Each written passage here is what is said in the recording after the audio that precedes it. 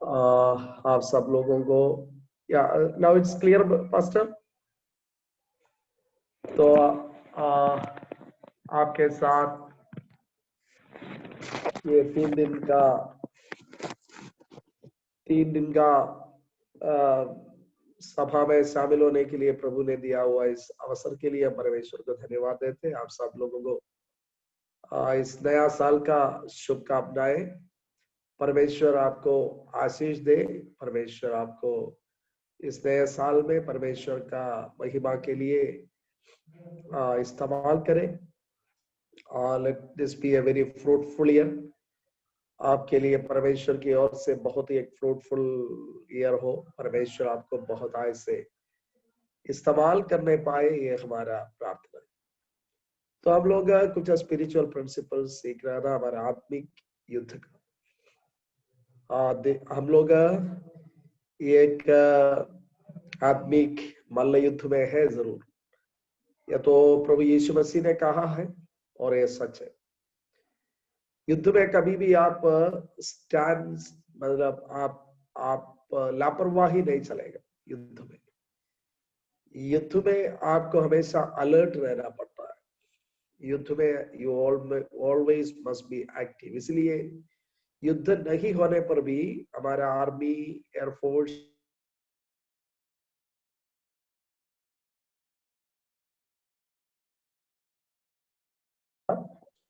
करते रहते हैं, क्योंकि वो हमेशा तैयार। मालूम नहीं कब क्योंकि युद्ध आने पर दे शुड बी रेडी। इसके लिए उनका उसी प्रकार का तैयारियां साल भर होते रहते हैं। हमारा भी आत्मिक युद्ध है। हम स्वर्गीय कनान, स्वर्गीय जियोन पहुंचने तक हमारा एक आत्मिक युद्ध इधर है। और उससे संबंधित कुछ स्पिरिचुअल प्रिंसिपल्स, आत्मिक सिद्धांतों को हम लोग देख रहे थे। खास करके दाऊद का जीवन से हम देख रहे थे। हमने कई बातों को देखा। एक बात 17 अध्याय में, पहला सामुएल 17 अध्याय का 14 पद पे लिखा है, सबसे छोटा दाऊद था। देखिए, सबसे छोटा दाऊद सबसे छोटा था, लेकिन इसके बावजूद भी दाऊद सबसे इफेक्टिव था। आज एलियाब के बारे में क्या लिखा है बाइबल में, उनके भाइयों के बारे में क्या लिखा है बाइबल में, लेकिन दाऊद के बारे में आप देखिए, इतना भजन संहिताएं लिखा। उन्होंने खुद पुराना नियम से लेकर नया नियम तक दाऊद का नाम है। घर में सबसे छोटा था। इसलिए एक बात आप याद रखिए, देखिए देखने में कैसा है, कितना लंबा चौड़ा है, यह सब उतना मान्य नहीं रखते। क्या परमेश्वर का नाम ऊंचा करने के लिए आप आपका जीवन को समर्पण करने के लिए तैयार हैं? परमेश्वर के लिए आप रिस्क लेने के लिए तैयार हैं? प्यारो, जैसा हम लोग नया साल में प्रवेश किया है, इस बात को याद रखिएगा। 2 प्रकार के लोग हैं, मसीह लोग हैं। एक ग्रुप है विशनरीज, वो दर्शन देखकर आगे चलता है, वो दर्शन के आधार पर चलता है, वो परमेश्वर के लिए सपना ये देखकर चलते हैं। सपना क्या होता है? सपना अक्सर वो होता है जो होता नहीं, होना मुश्किल है ना? तो परमेश्वर चाहते हमारे लिए, परमेश्वर चाहते हम ऐसा सपना देखे परमेश्वर के लिए, जो परमेश्वर के बिना बिल्कुल असंभव है। परमेश्वर का महिमा के लिए हम ऐसा सपना देखें। ये साल का शुरुआत में हमारा सपना क्या है? क्या हम एक नया गाड़ी खरीदेंगे? ये सपना है। क्या हमारा मोटरसाइकिल पुराना हो गया, एक नया होना है? हमारे घर में एक और कमरा बढ़ाना है? यार, ये सब परमेश्वर दे देगा। सपना वो सब नहीं है। मैं और आप जो परमेश्वर के बुलाए हुए लोग, इन सारी चीजें हमारा सपना नहीं बनाना है। ये सब परमेश्वर देगा। घर देगा, गाड़ी देगा। ये तो छोटी छोटी बात है। परमेश्वर हमको अपना महिमा के लिए इस्तेमाल करना चाहता है। परमेश्वर लोगों का छुटकारा के लिए हमको इस्तेमाल करना चाहते हैं। तो इसके लिए परमेश्वर से पूछे, परमेश्वर आपका हृदय की बातें हम जानना चाहते हैं। मुझको परमेश्वर आप कैसा इस्तेमाल करना चाहते हैं ताकि आपका नाम का महिमा हो। इन दिनों में हम परमेश्वर से ये पूछे, जब हमेशा परमेश्वर से पूछेगा, परमेश्वर अपना महिमा के लिए हमको इस्तेमाल करेगा। ये आप मत सोचिएगा, आप मत सोचिएगा मैं छोटा हो, मैं स्त्री हो, ये सब मत बोलिएगा, क्योंकि दाऊद सबसे सबसे छोटा, लेकिन परमेश्वर ने दाऊद को इस्तेमाल किया। आप जानते हैं यीशु मसीह का मृत्यु के बाद पुनरुत्थान का संदेश लेकर आने वाला इवेंजलिस्ट कौन है? यीशु मसीह ने 3 साल जो क्रैश कोर्स के द्वारा इतना पर्सनल ट्रेनिंग दिया हुआ 12 चेले लोग नहीं है। यीशु का छाती पर सिर रखकर बैठने वाला चेला नहीं है, वो लोग सब नहीं है, एक मरियम है। और उनका हियाव देखिए, उनका तो वो महिला को परमेश्वर ने इस्तेमाल किया। She was the first evangelist taking the good news of resurrection. पुनरुत्थान का संदेश लेकर जाने वाले पहला इवेंजलिस्ट एक पुरुष नहीं था, एक महिला थी। तो उस समय महिला का मतलब है कमजोरी, कमजोर। महिला का गवाही भी शायद कोर्ट में माना नहीं जाता। महिला को उस समय लोग उतना आदर नहीं देते, लेकिन उस समय दुनिया का सबसे बड़ा खबर लेकर जाने के लिए पहला व्यक्ति के रूप में यीशु मसीह ने ऐसा एक महिला को चुन लिया। मतलब परमेश्वर हमें से एक एक व्यक्ति को इस्तेमाल कर सकते। जो सबसे छोटा था दाऊद, उनको अगर परमेश्वर इस्तेमाल किया है, प्यारे मुझको और परमेश्वर आपको परमेश्वर इस्तेमाल करना चाहते। लेकिन दिक्कत यह है, बहुत सारे मसीह लोग केवल अपना बारे में सोचते हैं। बहुत सारे मसीह लोग केवल अपना बारे में सोचते हैं। ये बड़ी दुख की बात है, बड़ी दुख की बात है। हम थोड़ा और बताएगा तो देखिए, हम लोग केरल के लोग हैं। हम चाहे बिहार जाए, महाराष्ट्र जाए, हम क्या करते हैं, मलयालम में एक आराधना शुरू कर लेते हैं और उसमें मलयालम में गाना, मलयालम में खाना, सब कुछ मलयालम। जो आएगा उनको भी हम सिखा देगा। हम उनका हिंदी नहीं सीखेगा, बल्कि हम उनको मलयालम सिखा देगा। ये सब क्या है? ये सब मतलब ये सब है, आत्मिकता है, लेकिन हम दूसरों के बारे में नहीं सोच पा रहे।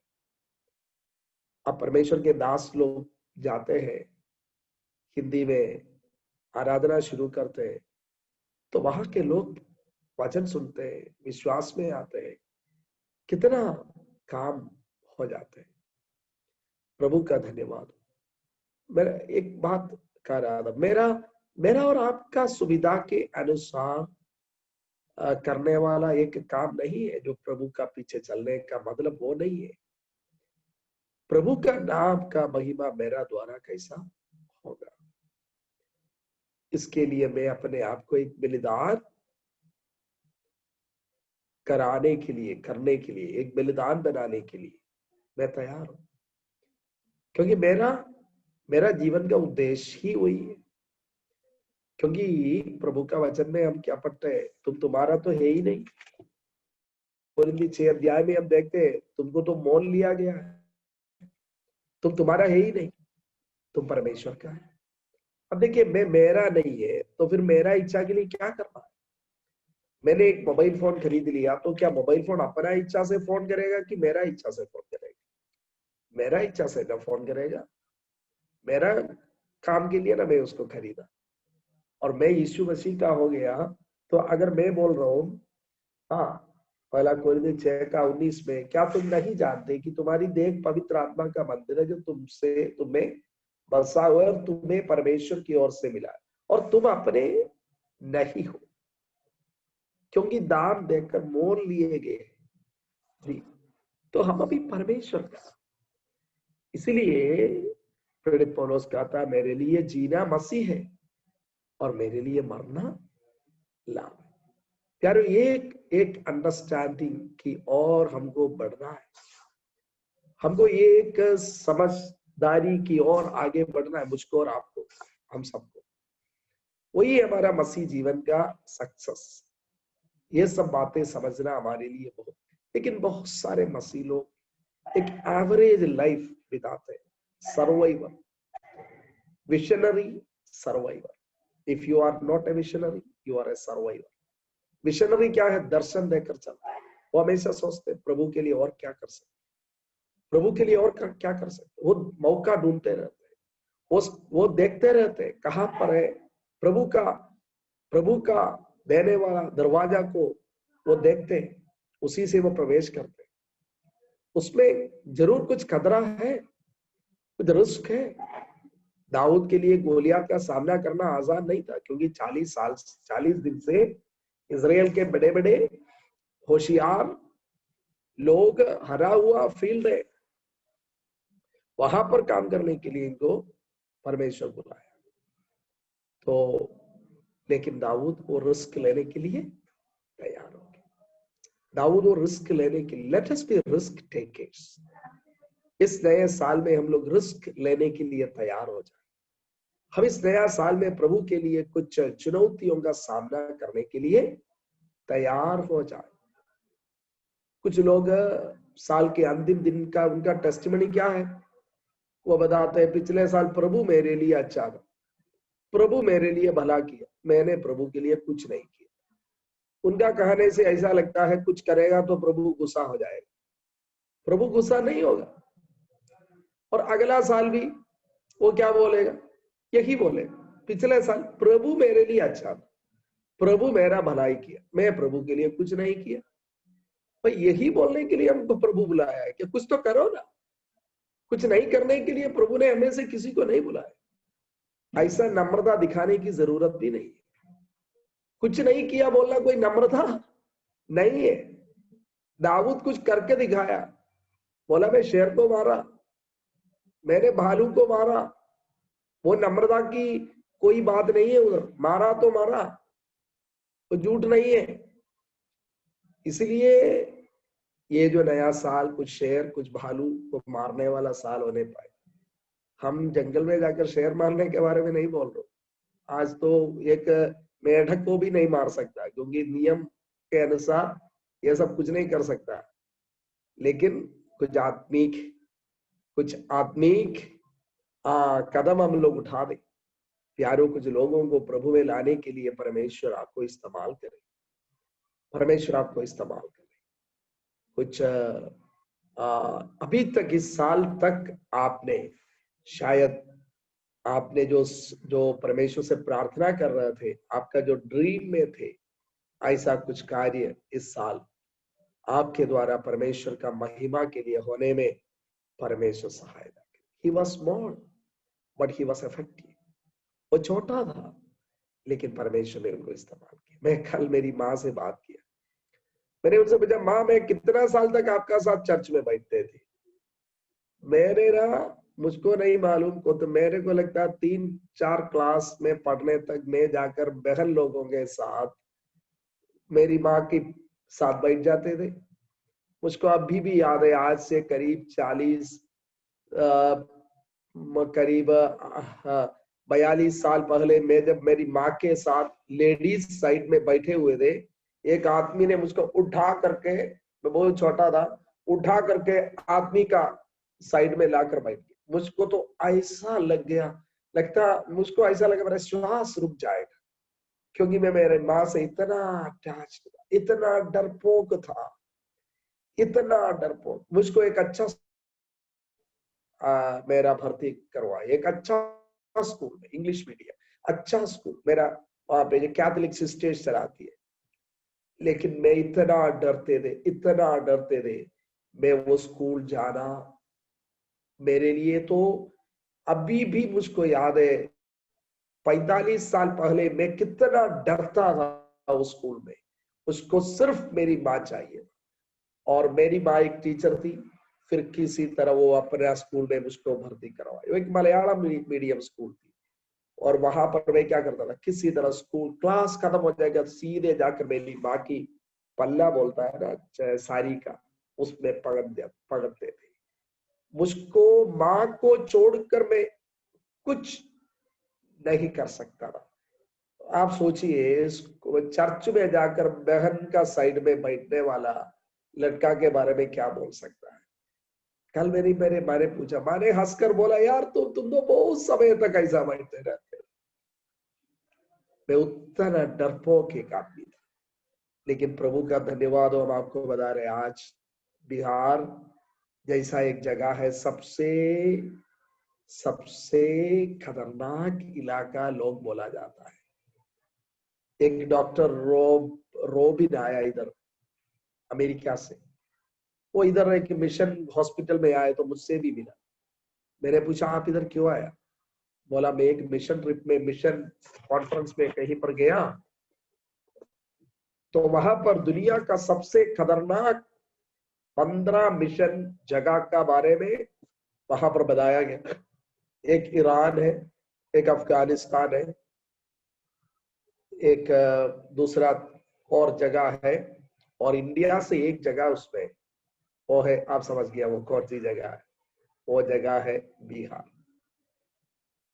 और मुझको बड़ा आश्चर्य लगा, मैंने अपने माँ को छोड़कर चर्च में नहीं बैठने वाला एक आदमी को प्रभु ने ऐसा एक जगह पर सेवकाई का अगुवाई करने के लिए प्रभु ने इस्तेमाल किया।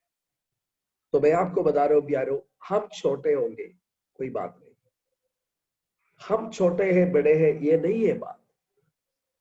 परमेश्वर के हाथ में अगर इस्तेमाल होने के लिए अगर आप तैयार हो जाएगा, परमेश्वर आपको, आप जो सोच नहीं सकते ऐसा काम के लिए इस्तेमाल कर। David was a visionary, others were survivors। Daud एक दर्शन देखने वाला, बाकी जो शाऊल का सेना में जितने लोग थे ना, वो सारे लोग सर्वाइवर थे, उनको तो अपना तंगा से मतलब था।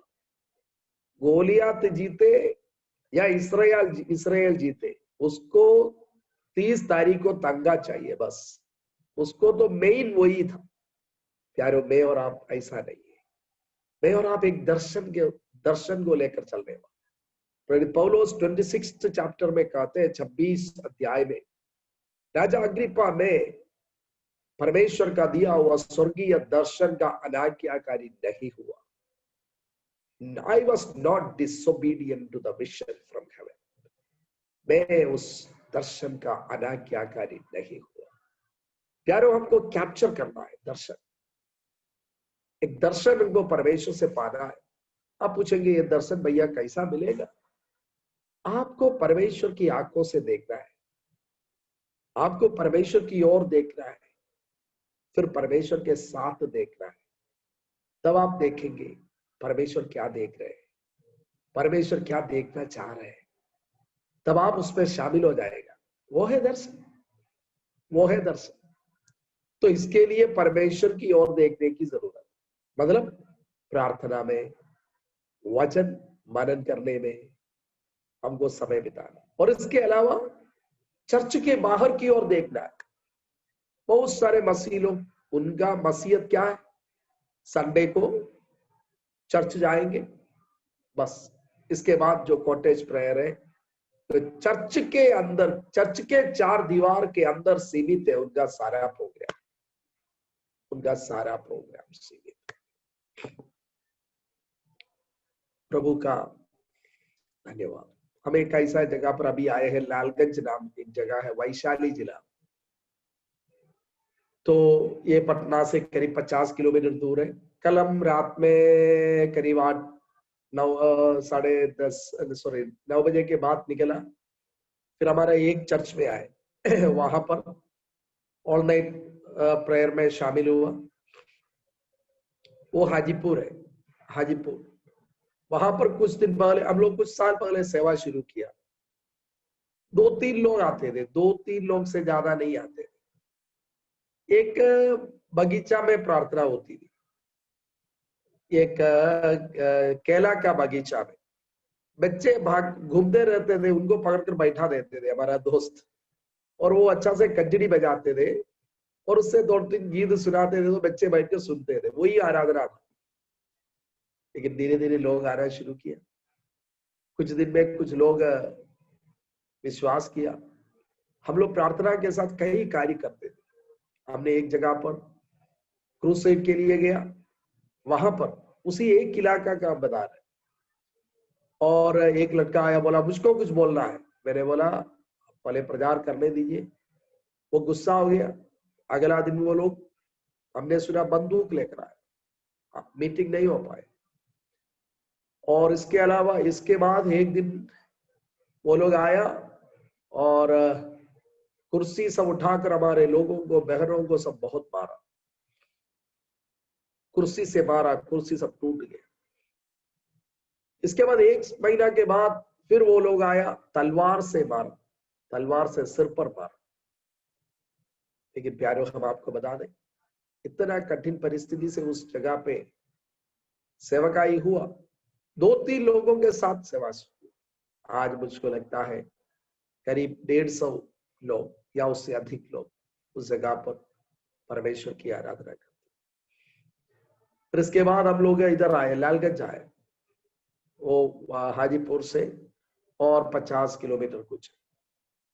इधर हमने आराधना शुरू किया तो इधर भी विरोधी लोग आकर भगा दिए। चर्च 6 महीना तक बंद था। और आज आप थोड़ा आवाज सुन रहे होंगे, ऊपर बच्चों का प्रोग्राम है। प्रभु की दया से आज इधर एक मजबूत कलीसिया इधर भी है। यह सब भारत का सबसे कठिन इलाका है, सबसे विरोध चलने वाला इलाका है। हम आपको बता रहे हैं, अगर ऐसा इलाका में परमेश्वर लोगों को ला सकता है तो दुनिया का कहीं पर भी परमेश्वर ला सकता है।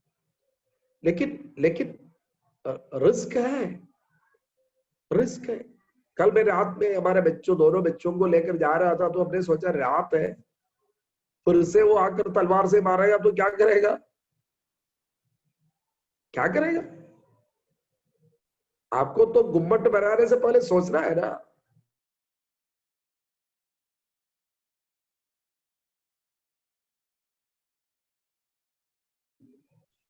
ये सोच समझ कर ही हमको आगे बढ़ना है।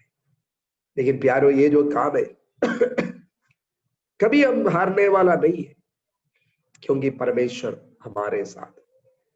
दाऊद अगर नहीं हरा, मैं और आप भी नहीं हारेंगे। So let us be visionaries. हम दर्शन देकर चले, खाना पीना का चिंता मत करें। सबसे पहले उनका राज्य और धार्मिकता की खोज करें तो ये सब वस्तुएं उनको, आपको मिल जाए। ये सब वस्तुएं आपको मिल जाए। सब कुछ परमेश्वर देगा, सब कुछ। आपको उसका चिंता करने की जरूरत नहीं है। मेरा एक दोस्त है अमित, वो मसीह को नहीं जानते थे, पुणे में कंप्यूटर इंजीनियरिंग पढ़ने के लिए गया। अमीर घर का लड़का था। वहां पर जाकर यीशु का साथ उनका मुलाकात हुआ और फिर यीशु का कंप्यूटर इंजीनियर बना, लेकिन प्रभु का सेवा करने के लिए चाहा। वो वापस आया। मुजफ्फरपुर नाम है उनका जगह का। हम लोग भी उस समय उधर रहते थे। और तब उनका पिताजी का 20 ट्रक है, बहुत बिजनेस है। तो पिताजी ने शायद इनको कुछ कुछ काम बोला जो सही नहीं है। उन्होंने बोला पापा ये सब काम उसके लिए, मेरे लिए करना मुश्किल है। पिताजी गुस्सा हो गया और बोला देखो ये दोनों ईश्वर हमारा घर में नहीं चले। अगर तुमको यीशु चाहिए तो निकलो घर से। अगर तुम मेरा बात मानेगा, मेरा घर पे रह सकता है। ये अमित मुझको फोन किया, भैया क्या करूं? मैंने बोला हमारे घर पे आइए। ये अमीर घर का बेटा एक छोटा सा ब्रीफ केस लेकर और उनका पत्नी हमारे घर पे आए, हमारे घर पे रहे। जब एक घर से निकल रहा था ना, उसके बाद कुछ दिन हमारे साथ रहे। तब प्रभु ने एक अद्भुत रास्ता ऐसा खोला, हम लोग बच्चों का हॉस्टल शुरू किया, फ्री चिल्ड्रन होम। 30 बच्चे लिए। वहां पर अमित भाई को जिम्मेदारी दी, अमित और ज्योति, और वो लोग देखभाल किए। और इसके बाद अगला पिछला, इसके बाद का करीब 12-15 साल उन्होंने उन बच्चों का देखभाल किया। जब ये घर से निकल रहा था, अमित थोड़ा सा मोटा लड़का है। इनका पिताजी ने बोला तुम्हारा यीशु तुम्हारा पेट भरेगा क्या? हम बोलते हैं परमेश्वर ने क्या किया? अमित भाई का बड़ा पेट और 30 बच्चों का छोटा पेट सब प्रभु ने भरते गए। 1 साल नहीं, 2 साल नहीं, 15 साल, प्रभु 150 साल भी भर देगा प्यारो।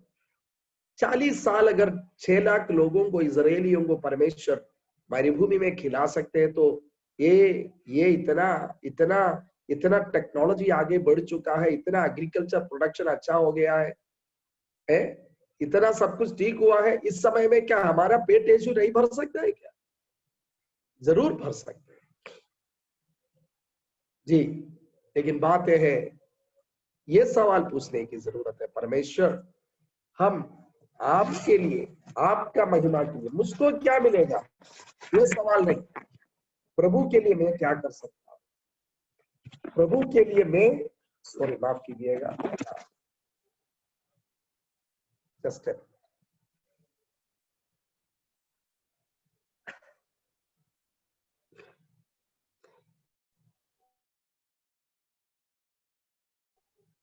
प्रभु के लिए मैं क्या कर सकता हूं, ये सवाल हमको पूछना है। सो दाऊद का कुछ गुण हमने देखा है। एक और बात यह है, David fought for God. Daud ने अपना परमेश्वर के लिए लड़ाई किया है। दाऊद अपने लिए लड़ाई नहीं किया। दाऊद अपना नाम का, उनको राजा बनने के लिए वो लड़ाई नहीं किया।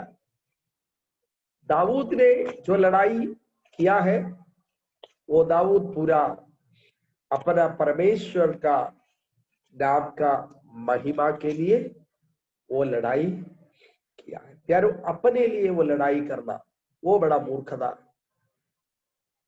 देखिए ये 46 पद में 17, फर्स्ट सामुएल 17:46, उसके अंत में क्या लिखा, तब समस्त पृथ्वी के लोग जान लेंगे कि इस्राएल में एक परमेश्वर है।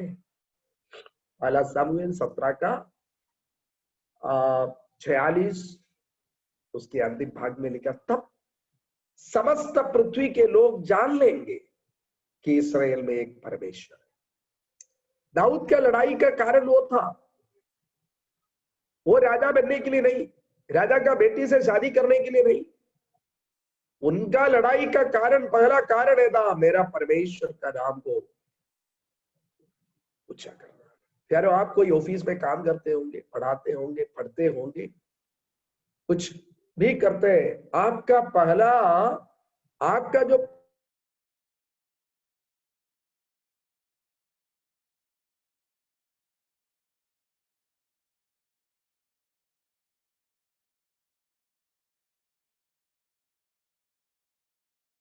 पहला, मेरा कॉलेज का समस्त छात्र जानना है, एक उद्धारकर्ता परमेश्वर है।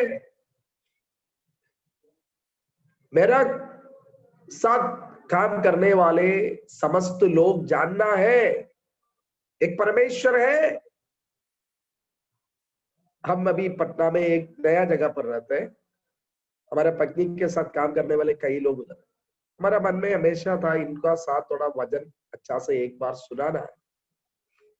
हमने इस बार उनको बुलाया, काफी खर्च किया, अच्छा भोजन और बढ़िया स्टेज वगैरह जो कर सकते। हमारी पत्नी प्रभु की दया से एक अच्छा नौकरी करते हैं, तो उसमें से हमने पैसा निकाला, बढ़िया सा एक मीटिंग तैयार किया। 100 से अधिक जो सीनियर ऑफिसर्स आए और बहुत अच्छा से प्रभु की दया से वचन से उनको एक एक गीत और इसके बाद छोटा छोटा संदेश और एक 8 मिनट का वीडियो, यीशु मसीह क्यों आया, यीशु मसीह कौन है, ये सब के बारे में 7 मिनट का एक वीडियो जो हम लोग बनाया मतलब दूसरा वीडियो से लेकर के उसको तैयार किया है, वो सब उनको दिखा दिया। थोड़ा पैसा खर्च है, कोई बात नहीं। कहने का मतलब हमारा पैसा, हमारा अवसर, हमारा नौकरी, ये सब का मुख्य उद्देश्य क्या है, समस्त लोग जान ले एक उद्धारकर्ता परमेश्वर है। बाकी मुझको प्रमोशन मिलना, मुझको तंगा बढ़ना, ये सब प्यारो बहुत बड़ी बात नहीं है।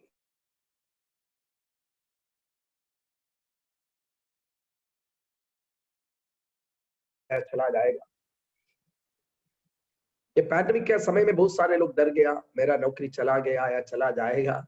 हमने उनको बोलते थे, देखिए 20 साल पहले नौकरी चला गया एक आदमी आपसे बात कर रहा है, परमेश्वर ने हमको संभाला।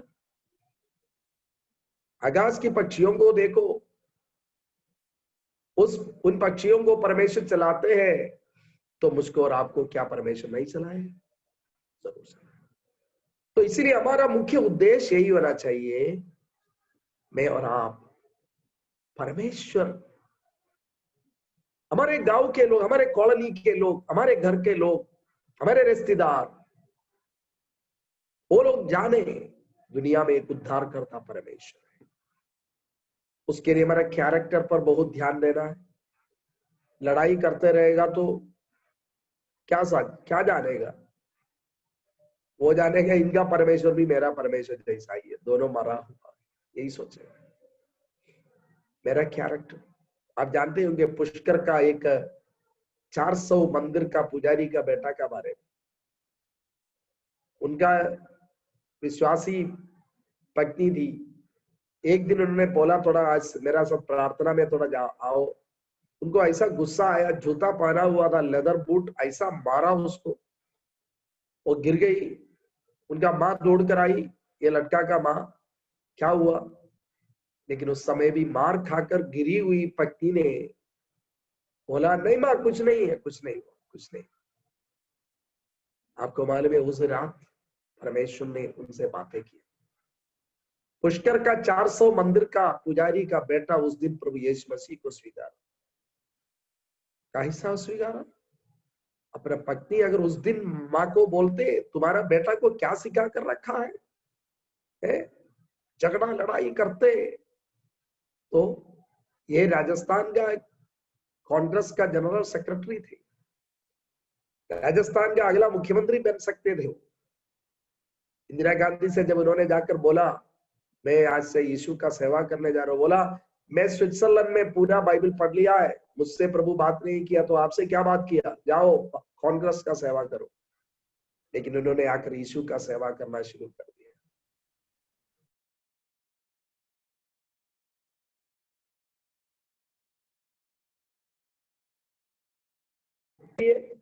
इसलिए हमारा कैरेक्टर मुख्य बात है। माफ कीजिएगा बीच बीच में जो ये जो नया मैंने दूसरा फोन है, तो इसमें फोन कॉल आते हैं, इसलिए थोड़ा डिस्टर्बेंस हो रहा है। सो ही वो परमेश्वर का महिमा के लिए हम जो कुछ करें, परमेश्वर की महिमा के लिए, अपने लिए नहीं। इस दुनिया में क्या है, हम कुछ लेकर नहीं आया, कुछ लेकर जाने वाला भी नहीं है। एक छोटा सा जिंदगी है, लेकिन इस जिंदगी में हमको हमारा परमेश्वर का नाम को ऊंचा करना है। एक और खास बात क्या है ना, 39 पद में लिखा है, तब दाऊद ने उसकी तलवार वस्त्र के ऊपर कसी और चलने का यत्न किया, उसने तो उनको न परखा था। इसलिए दाऊद ने शाऊल से कहा, इन्हें पहने हुए मुझसे चला नहीं जाता, क्योंकि मैंने इन्हें नहीं परखा है। और दाऊद ने उन्हें उतार दिया। David avoided all ornamental dresses. David avoided all ornamental fittings. Daud को दिखाने के लिए कुछ जरूरत नहीं था। दाऊद को शाऊल ने बोला ये सब पहन लो, लेकिन दाऊद समझ गया ये सब पहनने से कुछ होता नहीं। ये सब पहनने से होता तो ये बड़ा बड़ा सेना इधर था, 40 दिन ये पहनकर घूम रहा था, कुछ हुआ क्या? नहीं हुआ ना। दाऊद समझ गया ये यूनिफॉर्म पहनने से नहीं है, काम होने से मतलब है। यूनिफॉर्म, कभी कभी लोगों को काम होने से बढ़कर यूनिफॉर्म पहनना जरूरी। यूनिफॉर्म पहनने के बाद काम नहीं हुआ तो क्या होगा? यूनिफॉर्म का भी बदनाम हो जाएगा। अभी आपका बॉम्बे हाईकोर्ट ने बोला, एक सेना का एक ऑफिसर को बोला डिसमिस कर दो। बोला क्या कारण क्या है? बताया ये यूनिफॉर्म पहनकर आगे बढ़ने वाला आदमी पीछे हटा। ये तो हमारा सेना के लिए बड़ा बड़ा बड़ा लज्जा की बात है, इसको डिसमिस कर दो। देखिए यूनिफॉर्म पहनना नहीं है काफी, आगे बढ़ना जरूरी है, आगे बढ़ना जरूरी है। दाऊद ने बोला हमको यूनिफॉर्म पर हम इतना ध्यान नहीं देते, पोजीशन पर हम उतना ध्यान नहीं देते। कई जगह पर पोजीशंस के लिए लड़ाई है, चर्च के अंदर कमेटी में घुसने के लिए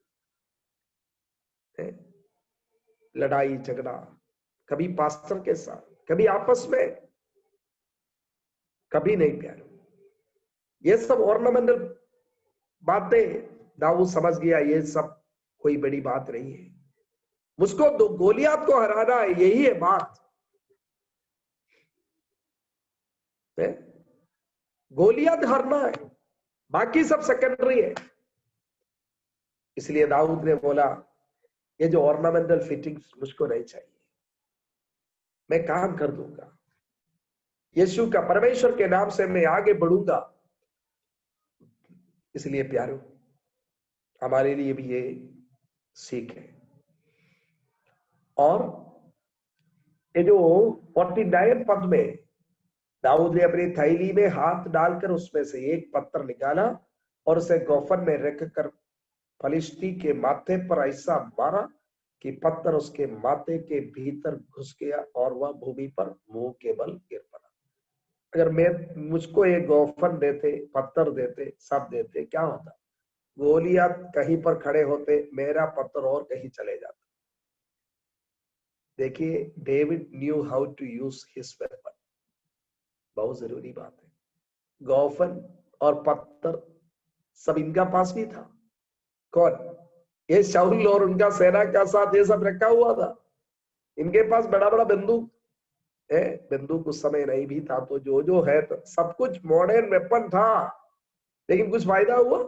कोई फायदा नहीं हुआ। तो बात है प्यारो, you have that simple weapon, but you must know how to use it. आपका पास एक वेपन है, क्या है? आपका सबसे बड़ा वेपन पवित्र आत्मा। आपका साथी है पवित्र आत्मा। उस पवित्र आत्मा को आपका साथ लेकर चलना है। जी, परमेश्वर का वचन कहता है तुम सामर्थ पाओगे और यरूशलेम, यहूदिया, समरिया, पृथ्वी के चौर तक मेरा गवाह होंगे। पवित्र आत्मा आएगा, तुमको सारे सच्चाई में ले चलेंगे। पवित्र आत्मा सामर्थ्य है। वो पवित्र आत्मा मेरा सबसे बड़ा रिसोर्स है। कभी कभी हम सोचते हैं सेवकाई के लिए पैसा की जरूरत है। प्यारो, सेवकाई के लिए पैसा की अगर जरूरत है ना, वो पैसा परमेश्वर आपका घर में पहुंचा देगा, आपका घर में पहुंचा देगा। आपको उसके लिए किसी का घर में जाने की जरूरत नहीं है। अगर आपको पैसा की जरूरत है, आज सवेरे मेरा पहला फोन कॉल में से एक ये है, एक आदमी ने बोला सर भैया सारे कागज हो गए, आपका गाड़ी ले लीजिएगा। क्या मैंने गाड़ी खरीदा? मैं नहीं खरीदा, किसी ने खरीदा। एक गाड़ी उन्होंने खरीदा, लेकिन प्रभु ने उनको बोल दिया वो गाड़ी हमको देने के लिए। आज सवेरे की बात है, मेरे लिए नहीं है, सेवकाई के लिए। एक बढ़िया गाड़ी वो खरीदा, वो कुछ दिन इस्तेमाल किया, अभी उनको एक नया गाड़ी खरीद रहा है। तो उनको प्रभु ने बोला हमको देने के लिए। वो आदमी के साथ मेरा पहचान है, उनके साथ न बातचीत होता है, कुछ नहीं है। मेरा कहने का मतलब, अभी इधर हम एक जगह पर आए हैं, इधर हम करीब 100 बच्चों को रखकर उनका कैंप कराते हैं, करा सकते हैं। हमने नहीं खरीदा, हमने नहीं बनाया, प्रभु ने किसी को बोला, उन्होंने पैदा कर दिया। मेरा कहने का मतलब, मैं और आप कभी भी पैसा का पीछे जाने की जरूरत नहीं है। पैसा हमारा सबसे बड़ा रिसोर्स भी नहीं है। हमारा सबसे बड़ा रिसोर्स पवित्र आत्मा है। लेवी गोत्र को परमेश्वर ने बोला मैं तुमको न जमीन दूंगा न कुछ दूंगा, तुम्हारा प्रतिफल मैं हूं, मैं हूं तुम्हारा प्रतिफल। प्यारो, वो काफी है। पवित्र आत्मा हमारा सबसे बड़ा रिसोर्स है, पवित्र आत्मा। और पवित्र आत्मा हमारा रिसोर्स है और वचन हमारा रिसोर्स है। हम सबको इस वचन में, ये वचन हम आपको बता रहे हैं, इस नया साल का नया दिन में आप एक ऐसा निर्णय ले लीजिए, मैं अगर डिनर खाएंगे ना, उससे पहले मैं कम से कम 5 अध्याय बाइबल पढ़ूंगा। प्यारो, 1 घंटा अलग रखिए हर दिन, 1 घंटा सवेरे अलग रखिए प्रार्थना के लिए। प्रभु ने हमको बोला तुम इस प्रकार करना। जब मैंने बाइबल पढ़ना शुरू किया ना, हमने बहुत सारे लोगों को देखा,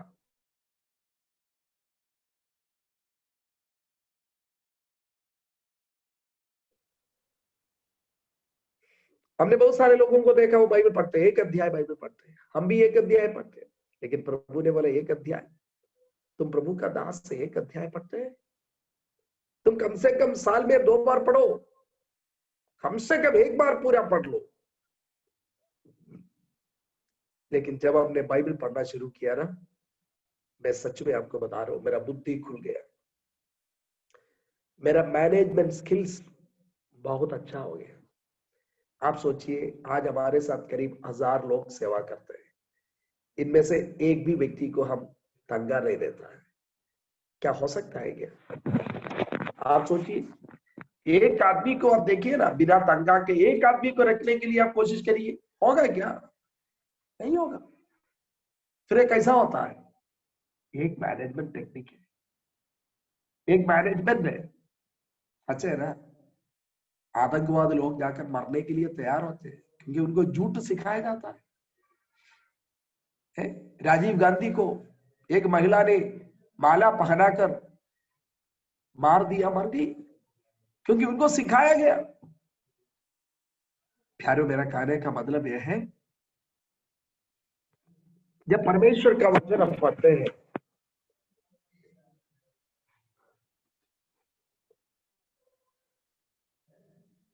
जब परमेश्वर का वचन हम पढ़ते हैं, आपका सोच विचार,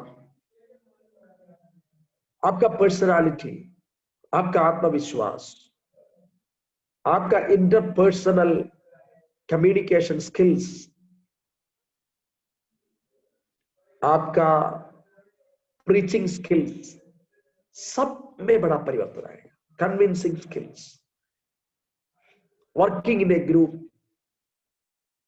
आपको मालूम है दुनिया का सबसे अच्छा काउंसलिंग बुक क्या है? कोई कोई लाखों रुपया देते हैं काउंसलर से मिलने के लिए, हजारों रुपया देते हैं। दुनिया का सबसे बड़ा काउंसलिंग बुक बाइबल है। बाइबल से बड़ा कोई काउंसलिंग बुक आपको नहीं मिलेगा।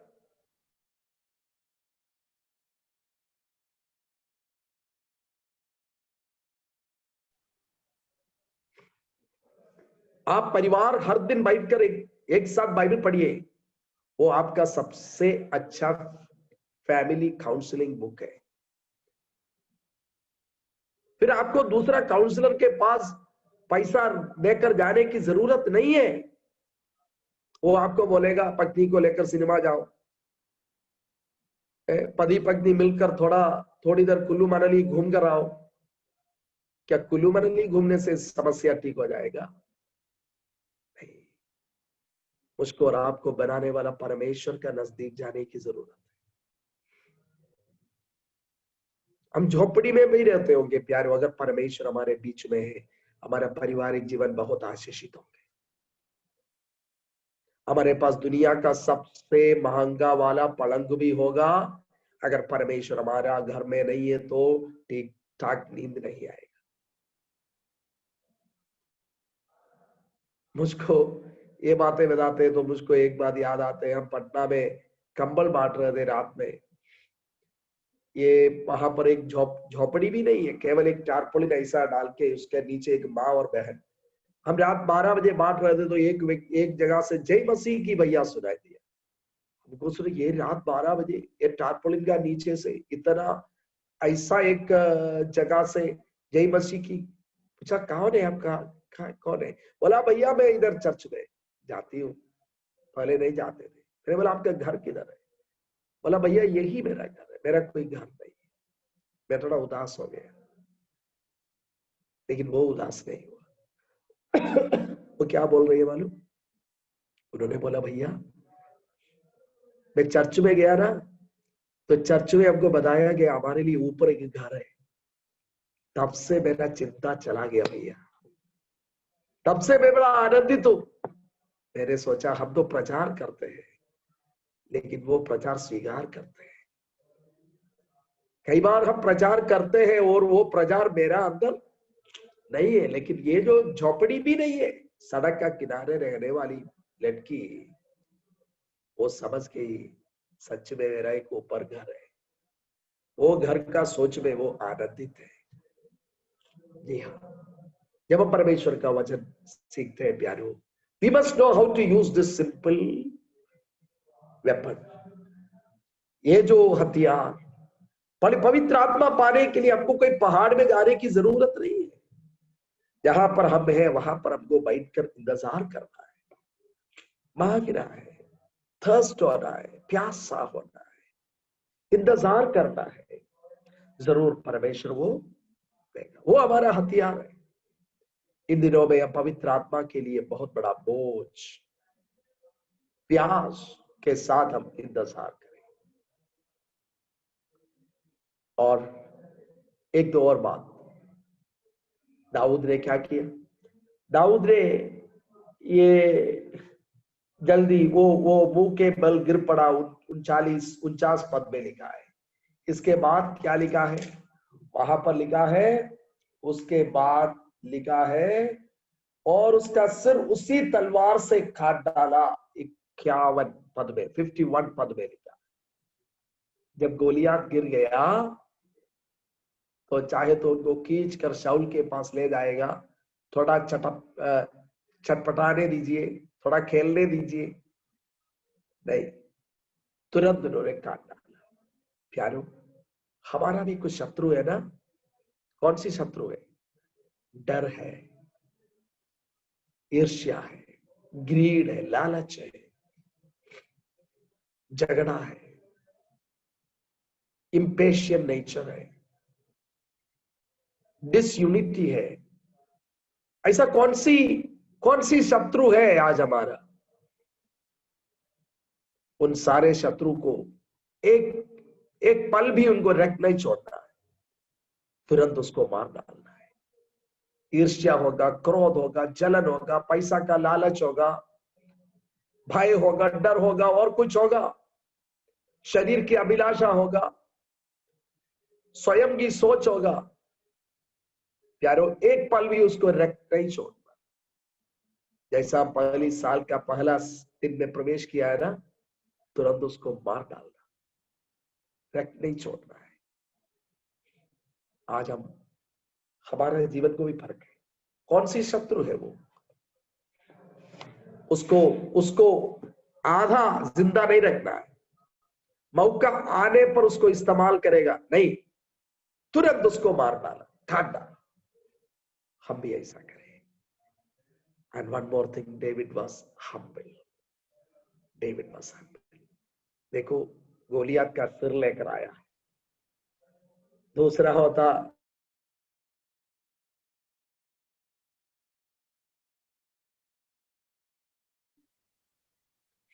होता तो ऐसा आग से अब्नोर कौन है वो ले गया था, उसको बोलते थोड़ा बता दो ना मैं कौन हूं।